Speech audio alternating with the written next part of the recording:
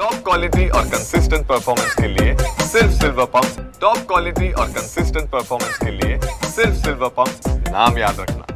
अलमट्टीच्या उंचीवाढी विरुद्ध संबंधात गेले महिना 2 महिने सातत्याने आम्ही एकत्रितपणे लढा देत होतो। परवा आम्हीच सर्व पक्षीय चक्काजाम केला। तिथं प्रांत अधिकाऱ्यांनी पत्र दिले की 21 तारखेला आम्ही मंत्रालयात बैठक लावू आणि आम्ही चक्काजाम मागे घेतला। पण महाराष्ट्राचं दुर्दैव आहे की एका सार्वजनिक विषयामध्ये देखील महायुतीचं सरकार राजकारण करताना पाहायला मिळते। यामध्ये महाविकास आघाडीचे आम्ही आमदार असो खासदार असो कुणालाही त्यांनी निमंत्रित केलेलं नाही। किंबहुना या प्रश्नामध्ये राजकारण आणून तो वेगळ्या दिशेने घेऊन जाण्याचा प्रयत्न चालू आहे। माझी भूमिका सर्वपक्षीय चक्काजाम आंदोलनाची एवढीच होती की महाराष्ट्राची भूमिका केंद्रामध्ये सर्वांमते या ठिकाणी एकमतानं जावं, बहुमतानं नाही। एखादा विषय एकमतानं ज्यावेळी जातो त्यावेळी उद्याच्या भविष्यकाळात सुप्रीम कोर्टातला लढा असेल, केंद्रातला लढा असेल, त्याला ताकद मिळते। आणि म्हणून आम्ही आज बैठक आहे म्हणून आम्ही सगळेच कोल्हापूर सांगलीवरून सगळे खासदार साहेब असतील सगळे आम्ही आलो। परंतु दुर्दैवानं यादीमध्ये आम्हाला अधिकृतपणे निमंत्रण नसल्यामुळे आम्ही गेलो नाही। परंतु आमचं प्रतिनिधित्व करणारी कमिटी ही तिथं जाऊन रिप्रेझेंटेशन करेल, म्हणणं मांडेल। आमची सरकारला विनंती एवढीच आहे की कसंही करा, आम्ही नसलो किंवा असलो त्याच्यापेक्षा आमच्यावरचं संकट दूर करण्यासाठी तातडीनं पावलं उचला। 11 मार्चला जलसंपदा मंत्र्यांनी विधान परिषदमध्ये सांगितलं होतं की आम्ही सुप्रीम कोर्टात जाऊ।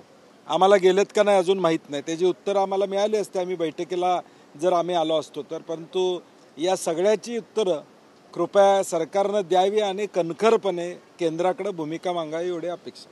मान्सूनपूर्व पावसामुळे असा मोठ्या प्रमाणामध्ये आंबा शेती असेल यासोबतच उभा कांदा शेतातला तो नष्ट होताना पाहायला मिळतोय।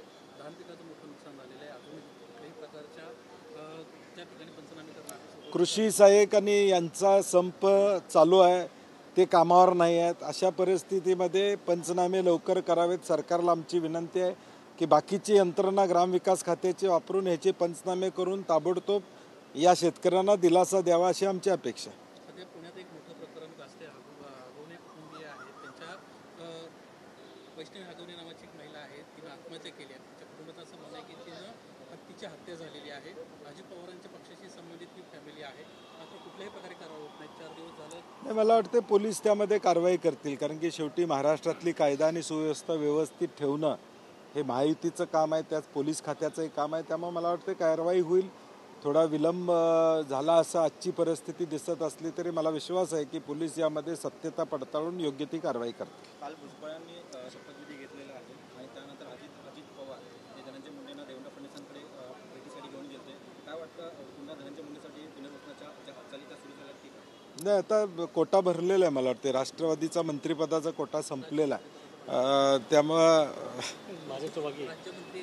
राज्यमंत्री आता माहीत नाही आम्हाला, कारण ते कॅबिनेट मंत्री राहिले। मला नाही वाटत की आता काय तो विषय चर्चेत येईल। बाकीचे काही विषय असतील म्हणून कदाचित ते घेऊन गेले असतील।